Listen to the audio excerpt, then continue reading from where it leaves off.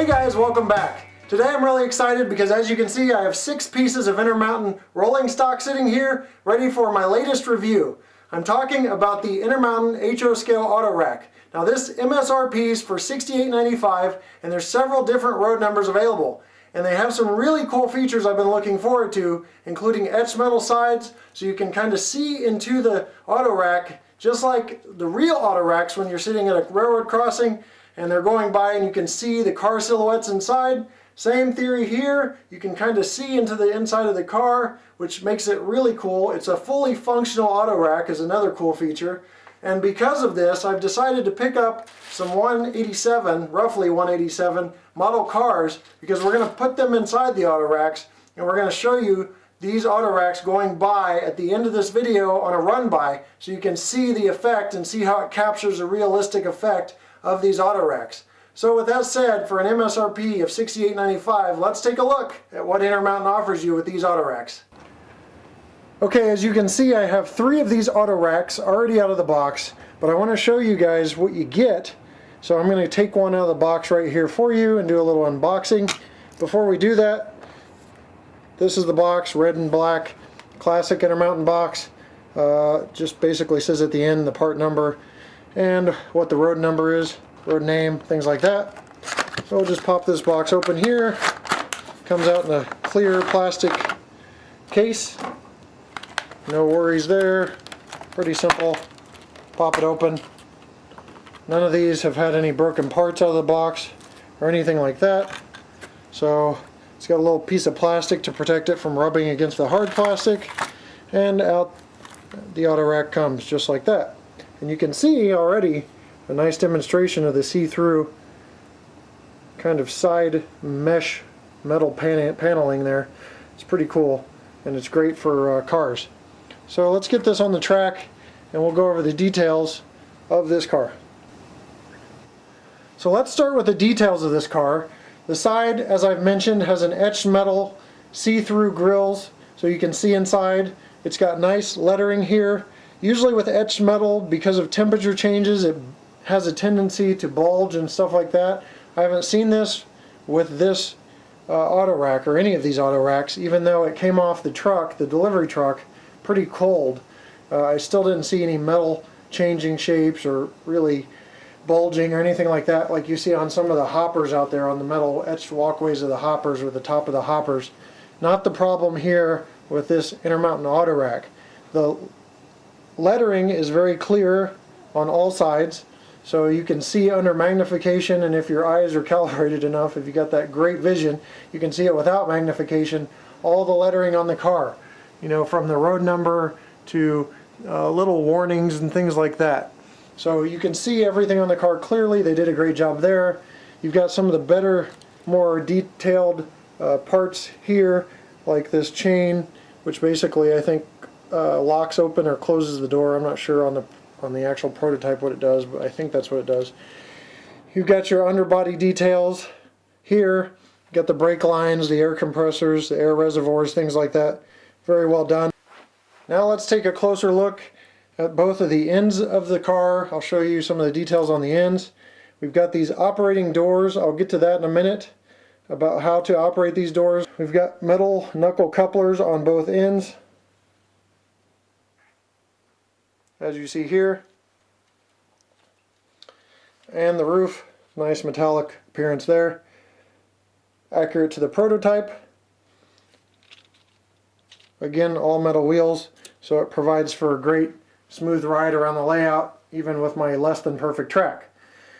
Now, in addition to the road numbers I have, which include Norfolk Southern, Burlington Northern, Union Pacific, and BNSF, there is also CSX, Canadian National, Grand Trunk Western, Denver and Rio Grande, SO Line, Chicago and Northwestern, Canadian Pacific, Florida East Coast, and Union Pacific / Missouri Pacific. So those are the road names out right now. Now let's talk about the doors because we've got a lot to cover with these operating doors. Okay, so here are the doors open. I'm going to show you the doors open and close. I'm not going to show you opening and closing the doors because it is a timely process. I'll put it this way, and I'm putting it very frankly. Be very, very careful when you're opening these doors.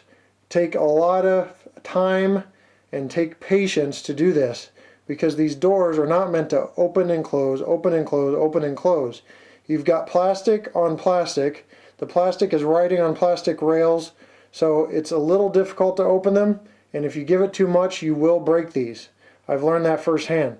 So be careful with these, and if your plan is to put them at the end of a layout with them open, leave them open. If you have like an auto industry scene where they're loading up autos on one of those auto ramps, just put them on the end and leave them open, because it's a lot of work. It's a timely process. I would say give it 5 to 10 minutes, literally, to open one side.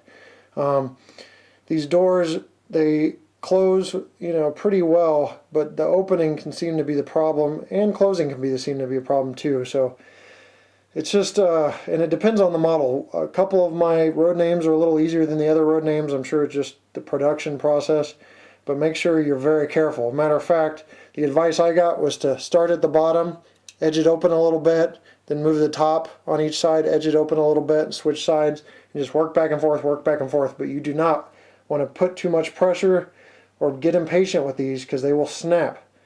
As you see on the inside, there are rails to line up your HO scale vehicles.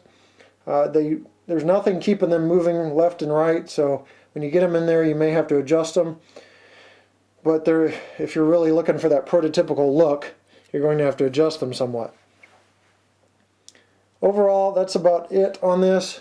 I can't emphasize enough to exercise extreme caution when opening and closing this AutoRack, the doors, because they're very delicate. Here's the doors closed, or mostly closed. I haven't gotten it all the way closed yet, but as you can see, it takes some effort to get them closed, so be very careful. It's definitely not something that's just going to pop open easy for you. The closed ones, or closed end, I'll show you here.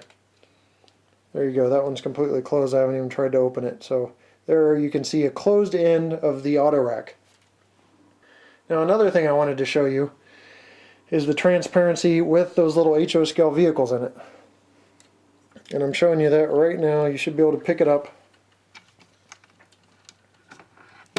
especially with more light in the background. There you go, you can see the vehicles lined up in there.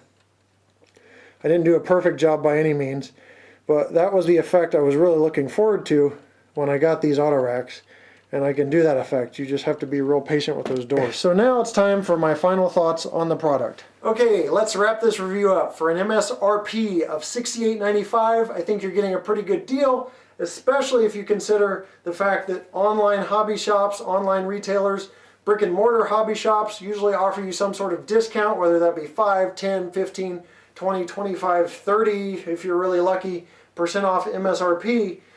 You're getting these cars for a good deal for the features like the see-through grille, sides, being able to see through the car and see the HO scale autos. If you decide to put those in the car, it really steps up the game of realism, and it brings any AutoRack operation to the next level. You've got the all-metal wheels, which I had no problems with derailments. None of these cars had broken parts coming out of the box. You've got the metal couplers. The couplers seem level and even. I didn't have any uncouplings on my layout, even though it's relatively flat. You'd be surprised. A lot of products have couplers that just lift up over each other and uncouple even on a flat layout. The great print, the great detail. Another thing a lot of people don't realize is there's a customer service element behind every product you buy. And Intermountain is at the top of their game, the top of the model manufacturing game on customer service, because they offer just outstanding customer service. If you remember, several months ago I did customer service reviews, and I ranked Intermountain as a perfect score because it's one of the only companies other than Overland Models that you can call and get a live person during business hours without prompts and getting bounced around from person to person and things like that. And the customer service with Intermountain is almost creepy sometimes, guys, because I'm telling you, I will call them and they'll be like, "Oh, hey, James." And I don't call every day or every week or anything like that, but they know me, or they at least give you that real warm, fuzzy feeling that they're taking care of you, and they do take care of you. the parts department, the service department, any questions you have, billing, things like that. They take care of you as a customer and take a lot of attention to detail to make sure that the customers are taken care of. And there's a lot of model manufacturers out there, believe it or not. I've personally dealt with several of them that you can't even get a hold of them. Leave a message, no call back, things like that. So the customer service element behind this car and these AutoRacks is a very important thing to keep in mind. Now, I know there's going to be some concerns about the doors opening and closing. Like I said, you've got to be very careful, take extreme caution, take patience, take time to make sure you do it right. In between takes, I take a little more look at these cars and try to gather any more facts I can. I don't just gun these reviews out to you. And I did notice that with the doors open, one thing I'll show you is a trick. Don't sue me if it doesn't work, but you put in a small flathead screwdriver into these little gaps here. Make sure you don't run it in between this little plastic piece that's representing something, I'm not sure what. But you put it in the bottom below the plastic piece and you can kind of work these doors closed, again very slowly, but you have a little leverage instead of trying to thumb it closed or push it from this side. I highly discourage trying to push the doors closed from this side because it can sometimes catch on these and maybe snap these off. These pieces are plastic, guys. These are delicate pieces because the company is trying to get to a level of realism, the thicknesses that are prototypical, things like that. So they are delicate, so don't manhandle these things. They can be torn up pretty easily if you do that. If you take care, you'll have no problems, as I noticed as I worked through a lot of these pieces of rolling stock. So with that said, there's lots of reviews coming up this spring, summer, fall, and winter. It's one of the few years I've seen in my short modeling career that there's so much modern stuff coming out, from locomotives, rolling stock. I mean, my wallet is on life support right now, guys. It's just like, when are you going to stop? Because it's going nuts with all the stuff coming up with pre-orders and things like that. So look forward to all those reviews of the goodies coming out, especially for you Norfolk Southern fans. We've got the potential return of 611, so a steam engine. We've got all 20 heritage units and the 30th anniversary ST78s. Cool stuff coming out with Norfolk Southern. Intermountain will be doing the ES44ACs, and I have chosen that company for the ES44ACs, even though there is 2 other companies out there offering these products. I think Intermountain is my go-to guys for the Norfolk Southern Heritage ES44ACs.